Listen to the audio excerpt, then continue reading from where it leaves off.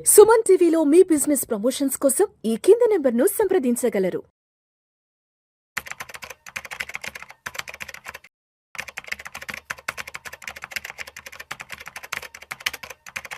ప్రేక్షకులకి మీ రామచంద్రమూర్తి నమస్కారాలు. Last 2 days back మన ప్రధాని గారు నరేంద్ర మోడీ గారు లాక్డౌన్ విధించేటట్టు అవకాశం ఉంది. ఆయన ఇచ్చిన స్టేట్మెంట్లో 2020 కరోనా టైం లాగా మళ్ళీ వచ్చింది. కాబట్టి 2026లో అందరం కూడా జాగ్రత్తగా ఉండాలి అని చెప్పడం జరిగింది పార్లమెంట్లో. దీన్ని బట్టి అందరికీ ఏంటంటే లాక్డౌన్ వచ్చే అవకాశాలు ఉన్నాయా? అలాగే మన ఇండియా మొత్తం లాక్డౌన్ అవుతుందా? ఏంటి అనేది చాలామంది ఒక టెన్షన్‌గా ఉన్నారు. నిజంగా అసలు ఇప్పుడు లాక్‌డౌన్ ఉందా? లేదా? ఏంటి? అనేది మనం డీటెయిల్‌గా ఆయన మాటల్లో చూసుకుంటే, ఇప్పుడు పశ్చిమాసియాలో ముదురుతున్న యుద్ధ వాతావరణం కారణంగా అంతర్జాతీయ మార్కెట్‌లో ముడి చమురు ధరలు విపరీతంగా పెరుగుతున్నాయి. ఫలితంగా భారత్‌లో పెట్రోలు, డీజిలు, గ్యాస్ కొరత ఏర్పడింది అనేది ఆందోళనలు వస్తున్నాయి.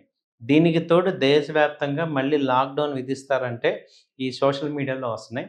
అయితే కేంద్ర ప్రభుత్వం దేశంలో ఎక్కడ లాక్డౌన్ విధించే అవకాశం లేదు అని స్పందించింది. అలాగే పెట్రోలియం శాఖ కూడా ఎక్కడ కూడా ఈ పెట్రోలియం మనకి ఉత్పత్తులు తగ్గాయి అనేది ఏమి లేదు. కాబట్టి టెన్షన్ పడాల్సిన అవసరం లేదు అందరూ కూడా అని చెప్తున్నారు. అయితే ఈయన చెప్పిన దానిలో మనం ఆలోచిస్తే లాస్ట్ టైం కూడా లాక్డౌన్ ముందు రోజు వరకు అర్ధరాత్రి సడన్‌గా ప్రకటించారు 2020లో. సో, అంటే వీళ్ళు ఇక్కడ మనకి ఇండైరెక్ట్‌గా హింట్ కూడా ఒక రకంగా సిట్యుయేషన్స్ వరస్ట్ అయిపోతే ఏం చేయలేని పరిస్థితుల్లో కనపడుతుంది. కాకపోతే మనం హైదరాబాద్‌లో లాస్ట్ 2 డేస్ నుంచి చూస్తే ఒక్కసారిగా వెల్లువెత్తిన జనాలు పెట్రోల్ బంక్‌లో స్టాక్ లేకపోవటం ఇవన్నీ కూడా మనం చూస్తుంటే ప్రెజెంట్ పార్షియల్ లాక్‌డౌన్ ఇండైరెక్ట్‌గా ఇచ్చే అవకాశాలు కనపడుతున్నాయి. అంటే ఏంటంటే ఇప్పుడు ఇటు లక్కీగా ఏప్రిల్, మేలో స్కూళ్ళు, కాలేజీలు అన్నీ సెలవులు కాబట్టి ఇప్పుడిటు స్కూల్ బస్సులు అవి తిరిగే అవసరం లేదు. అంటే పెట్రోల్ గానీ, గ్యాస్ గానీ చాలా లిబరల్‌గా కాకుండా జాగ్రత్తగా వాడేటట్టు ప్రభుత్వం నిబంధనలు తీసుకొచ్చే అవకాశాలున్నాయి. ఆల్రెడీ గ్యాస్‌ని అలాగే చేశారు. ఇండస్ట్రియల్ గ్యాస్ యూసేజ్ అంతా కూడా ఆపటం వల్ల ఈ రెస్టారెంట్ల మీద విపరీతమైన ఎఫెక్ట్ పడింది. అలాగే ఇండియన్ డొమెస్టిక్ గ్యాసెస్ మాత్రమే ఇస్తున్నారు. దీన్ని బట్టి మనకేమర్థమవుతుందంటే అనవసరమైన వేస్టేజ్ అంతా కూడా ఆపేస్తున్నారు. అలాగే ఇప్పుడు పెట్రోల్ గూడా ఏం చెప్తున్నారు అంటే ఓన్లీ కొంతవరకు ఇప్పుడు నెక్స్ట్ ఒక 2, 3 డేస్ తర్వాత ఏం జరగచ్చు అంటే లిమిటెడ్ పెట్రోల్ అనేది ప్రొవైడ్ చేసే అవకాశం ఉంది. అలాగే ఎందుకంటే ఫిలిప్పైన్స్ గానీ, ఈ కంట్రీస్‌లో ఇప్పుడు శ్రీలంక గానీ, పాకిస్తాన్ గానీ పెట్రోల్ లేక ఈ కాలేజీలు, స్కూల్లు అన్నీ మూసేసి ప్రభుత్వాలు కూడా 2 రోజులు వర్క్ ఫ్రమ్ హోమ్ చేస్తున్నారు. అలాగే ఇండియాలో కూడా అలాగే అవకాశం ఉంది. ఎందుకంటే మనం ఆల్రెడీ ఇండియాలో ఇదంతా కూడా అనుభవించాం కాబట్టి ఆ ఎక్స్‌పీరియన్స్ దీన్ని పార్షియల్ లాక్‌డౌన్ అని అనొచ్చు. అదైతే వచ్చే అవకాశాలున్నాయి. ఎందుకంటే ఐటీ కంపెనీస్‌లో చూసుకుంటే ఇప్పుడు హైదరాబాద్‌లోనే 7,00,000 మంది ఐటీ ఎంప్లాయీస్ ఉన్నారు. వీళ్ళందరికీ కూడా వర్క్ ఫ్రమ్ హోమ్ చేశారనుకోండి, చాలా వరకు పెట్రోల్ సేవ్ అయ్యే ఛాన్సెస్ ఉంటాయి. అలాగే అది ఆల్రెడీ ఇంప్లిమెంటేషన్ జరుగుతుంది. అలాగే మేజర్ గవర్నమెంట్ జాబ్స్ అన్నీ కూడా ప్రైవేట్‌గా వర్క్ ఫ్రమ్ హోమ్ చేసే అవకాశాలు కనపడుతున్నాయి. సో, మేజర్‌గా ఏమవుతున్నాయంటే బయటికెళ్ళే అవకాశాలు తగ్గించడం వల్ల ఈ ట్రాన్స్‌పోర్ట్ కాస్ట్‌లు అన్నీ కూడా తగ్గించడం అనేది జరిగే అవకాశాలున్నాయి. దానివల్ల ఏమవుద్దంటే పార్షియల్ లాక్‌డౌన్ అయితే అయ్యే ఛాన్సెస్ ఉన్నాయి. సో, పార్షియల్ లాక్‌డౌన్ వల్ల అడ్వాంటేజ్ ఏమవుతుందంటే ఎమర్జెన్సీ సర్వీసెస్, గూడ్స్‌కి ట్రాన్స్‌పోర్ట్ గానీ వీటికి ఎళ్తుంది. అయితే కొంత ఇన్‌ఫ్లేషన్ అయితే పెరిగే అవకాశాలున్నాయి. ఎప్పుడైతే ఇప్పుడు క్రూడ్ అయితే ఇంటర్నేషనల్‌గా పెరిగింది. ఇండియాలో ఇంకా పెరగలేదు రేటు. కానీ క్రూడ్ ఇంటర్నేషనల్‌గా $100కి వచ్చింది. $60 నుంచి $100కి వచ్చింది కాబట్టి యాక్చువల్‌గా టెన్షన్ స్టార్ట్ అయింది. ఎప్పుడైతే ఈ క్రూడ్ కంపెనీస్ ఎప్పుడైతే ఆయిల్ కంపెనీస్ పెంచుతాయో ఎనీ టైమ్ పెంచొచ్చు. At the same time rupee week అయిపోయింది. ₹95కి వచ్చేసింది. అంటే ఇక్కడ గవర్నమెంట్ చేతుల్లో ఏవైతే బాణాలున్నాయో అవన్నీ కూడా తగ్గిపోతున్నాయి. కరెంట్ అకౌంట్ డెఫిసిట్ వచ్చేస్తుంది.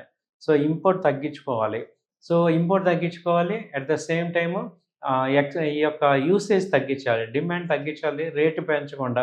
ఎందుకంటే ఇప్పుడు గవర్నమెంట్‌కి ముందున్నదేంటంటే 5 స్టేట్స్‌లో ఎలక్షన్స్ ఉన్నాయి కాబట్టి గవర్నమెంట్ ఆచితూచి అడుగేస్తుంది. మెయిన్ ఎలక్షన్స్ వచ్చి ఇప్పుడు తమిళనాడులో ఉంది, వెస్ట్ బెంగాల్‌లో ఉంది, కేరళ ఉంది, పుదుచ్చేరి ఉంది, పాండిచ్చేరి ఉంది. కాబట్టి 5 అస్సాంలో ఉంది. కాబట్టి ఈ 5 ఎలక్షన్స్ చాలా టాప్ కాబట్టి గవర్నమెంట్ ఇప్పుడు ఎటువంటి ప్రజలకి కోపం వచ్చే పనులు చేయకుండా జాగ్రత్తగా చేస్తున్నారు. ఒక్కసారి గనక ఇవి అయిపోయి రిజల్ట్ వస్తే మాత్రం ఎక్కడైతే కరెంట్ అకౌంట్ గ్యాప్ ఉందో అదంతా కూడా ప్రజల మీదకి వచ్చే అవకాశాలు కనపడుతున్నాయి. ఎందుకంటే ఇది కామన్. ఎవరైతే యూజ్ చేస్తున్నారో వాళ్ళ మీద వేస్తున్నారు. సో, వ్యూహాత్మకంగా అడుగులేస్తున్నారనేది మనం అర్థం చేసుకోవాలి. సో, కాబట్టి ఏంటంటే ఒక 1 మంత్ వరకు కొంత మనకి బెనిఫిట్ ఉండొచ్చు. తర్వాత ఇంకా యుద్ధం సివియర్ అయిన కొద్దీ ఇక్కడ యాక్షన్స్ ఆటోమేటిక్‌గా జరుగుతుంటాయి. ఎందుకంటే ఆ కాన్సిక్వెన్సెస్ ఇక్కడ రిఫ్లెక్ట్ అవుతూ ఉంటాయి.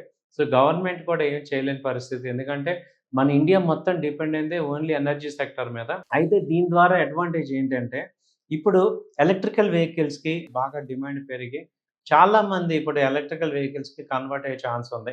ఎప్పుడైనా ఒక కష్టం వల్ల ఒక ప్రాబ్లము ఒక కొత్త సొల్యూషన్‌కి ఓపెన్ అయ్యే ఛాన్స్ ఉంది. యాక్చువల్‌గా మనం 2030లో ఎలక్ట్రికల్ వెహికల్ కన్వర్షన్ అవ్వాలి. అట్‌లీస్ట్ 50-60% అవ్వాలని ఎక్స్‌పెక్ట్ చేసాం. అది మేబీ ఈ 2026లోనే చాలా వరకు కూడా అయ్యే ఛాన్సెస్ ఉన్నాయి. కాబట్టి ఇప్పుడు అందరూ కూడా ఇవాళ ఉన్న పరిస్థితుల్లో ఎలక్ట్రికల్ వెహికల్ గనక మన దగ్గర ఉంటే ఎంత లాభమో అర్థం చేసుకోవచ్చు. సో, ఇప్పుడు ఇంట్రెస్టింగ్ పాయింట్ ఏంటంటే ఆప్షన్స్ మన దగ్గర ఉన్నవి ఏంటంటే try to buy electrical vehicles by చేసుకోవటం వల్ల మన యొక్క అటు గ్రోత్ గాని ఇండియాకి మనం ఏదైనా ఫేవర్ చేయాలి అనుకుంటే మనం ఈ క్రూడ్ ఆయిల్ స్టాప్ చేసేసి మనం ఆల్టర్‌నేటివ్ ఎనర్జీ సోర్సెస్ చూసుకోవటం అనేది ఇండియాకి మనం ఒక బెస్ట్ రిటర్న్ గిఫ్ట్ ఇచ్చినట్టు అవుతుంది. కాబట్టి ఇలాంటి టైంలో మనం ఎలక్ట్రికల్ వెహికల్స్‌ని వాడటం ద్వారా చాలా వరకు మనం ఈ పెట్రోల్‌ని తగ్గించుకొని మనము హ్యాపీగా ఉండొచ్చు. అలాగే జీరో మెయింటెనెన్స్ అవుతుంది. అట్ ద సేమ్ టైమ్ మనం కంట్రీకి కూడా హెల్ప్ చేసినట్టు అవుద్దని నా పర్సనల్ ఒపీనియన్. థాంక్ యూ అండి. నమస్తే.